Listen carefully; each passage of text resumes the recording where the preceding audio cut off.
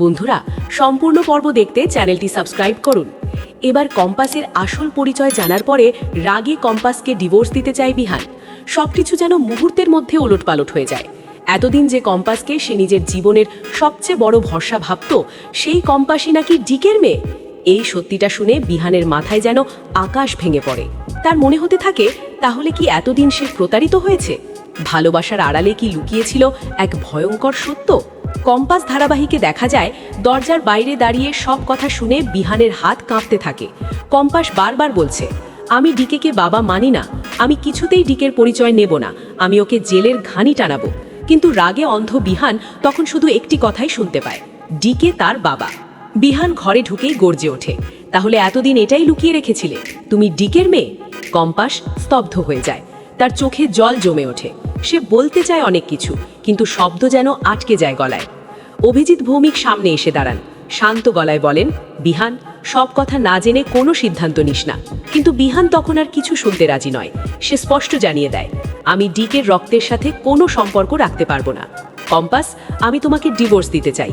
এই কথাটা শুনে যেন ভেঙে চুরমার হয়ে যায় কম্পাস। যে মানুষটার জন্য সে নিজের সম্মান, নিজের অতীত, নিজের সব কষ্ট চেপে রেখেছিল, সেই মানুষটাই আজ তাকে ছেড়ে যেতে চাইছে।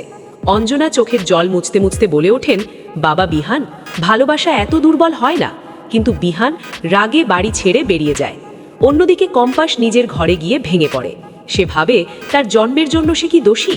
ডিকে তার মাকে যে অত্যাচার করেছে, তার জন্য কেন তাকে শাস্তি পেতে হবে? অভিজিৎ ভৌমিক কম্পাসের মাথায় হাত রেখে বলেন, তুই আমার মেয়ে, রক্তের সম্পর্ক সবকিছু নয়, আদর্শ আর ভালোবাসাই আসল পরিচয়। কম্পাস চোখ মুছে দৃঢ় গলায় বলে, বাবা, আমি প্রমাণ করে দেব আমি শুধু তোমারই মেয়ে। এদিকে কাকিমণি বিহানের কাছে যান। বিহান একা বসে আছে অন্ধকার ঘরে। কাকিমণি বলেন, তুই যে কম্পাসকে ভালোবাসিস, সেটা কি মিথ্যে? তার জন্মের জন্য ও দায়ী নয়। বিহানের চোখে তখন দ্বন্দ্ব, একদিকে অহংকার আর রাগ, অন্যদিকে গভীর ভালোবাসা। সে মনে করতে থাকে, কতবার বিপদে কম্পাস তার পাশে দাঁড়িয়েছে, কতবার তাকে ভুল পথ থেকে ফিরিয়ে এনেছে। হঠাৎই নতুন মোড়, ডিকে নিজের স্বার্থে আবার ফিরে আসে। সে চায় কম্পাসকে নিজের পরিচয়ে টেনে নিয়ে যেতে, যাতে সমাজে নিজের সম্মান বাঁচাতে পারে। ডিকে লোক পাঠিয়ে কম্পাসকে হুমকি দেয়, আমার নাম নিলে তোরই ক্ষতি হবে। এই কথা শুনে কম্পাস রুদ্র মূর্তি ধারণ করে। সে সিদ্ধান্ত নেয়, আর চুপ করে থাকবে না। সে আইনি পথে ডিকের বিরুদ্ধে কেস করার প্রস্তুতি নেয়। খবর পেয়ে ছুটে আসে বিহান, দেখে কম্পাস একা লড়াইয়ের জন্য প্রস্তুত। তার চোখে আর দুর্বলতা নেই, আছে আগুন। বিহান বুঝতে পারে, এই মেয়েটা কখনো অন্যায়ের কাছে মাথা নোয়ায়নি। সে এগিয়ে এসে বলে, কম্পাস, আমি ভুল করেছি, রাগে অন্ধ হয়ে তোমাকে কষ্ট দিয়েছি। কিন্তু আজ বুঝলাম, তুমি ডিকের রক্ত নও, তুমি নিজের সাহসের পরিচয়ে বড়। কম্পাস চুপচাপ তাকিয়ে থাকে, তার চোখে এখনো কষ্টের ছাপ। বিহান ধীরে ধীরে বলে, ডিভোর্সের কথা আমি রাগে বলেছিলাম, আমি তোমাকে হারাতে পারবো না। তুমি যদি চাও, আমি তোমার পাশে থেকে এই লড়াই লড়ব। ঠিক তখনই অভিজিৎ ভৌমিক সামনে এসে বলেন, আজ আমার মেয়ের পাশে দাঁড়ানোর সাহস দেখিয়েছিস, এটাই তোর আসল পরিচয়।